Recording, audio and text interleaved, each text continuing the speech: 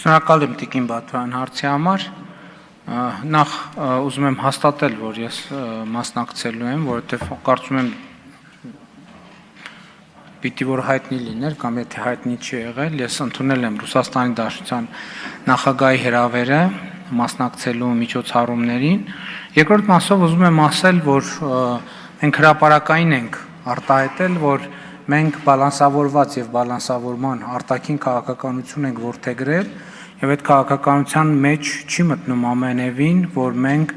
մեր ուղղությամբ մեր հարաբերությունները կառուցելու ենք ի հաշիվ մեր այլ հարաբերությունների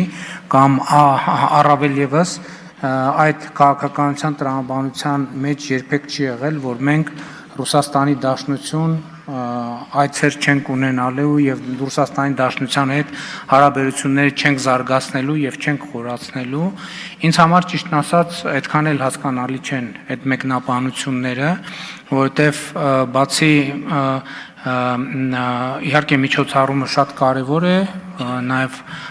երկրորդ աշխարհամարտում տարած հաղթանակի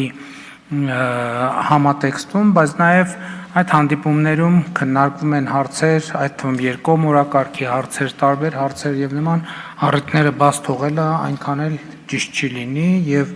առավել եւս ես չեմ կարծում, թե այդ քննադատությունները տեղին են կամ եթե քննադատություններ թե դիտարկումներ։ Արձագանք։ Պարոն վարչապետ, արդյոք կան արդեն պլանավորված երկկողմ կամ այլ հանդիպումներ այդ այցի շրջանակներում։ Դե գիտեք, միջոցառումը ավելի շատ նվիրված է լինելու մայիսի 9-ին, այսինքն նկատի ունեմ դա ինչ որ առումով ֆորմալ գագաթնաժողով չէ, որ շփումներ կլինեն, բայց որքանով այդ շփումները կֆորմալացվեն, վստահ չեմ, որովհետև շատ խիտ գրաֆիկ է եւ այդ խիտ գրաֆիկի պայմաններում ենք աշխատելու։ Բայց որ շփումներ կլինեն, կարծում եմ ակնհայտ է։ Սերգեյ Բագրատյան։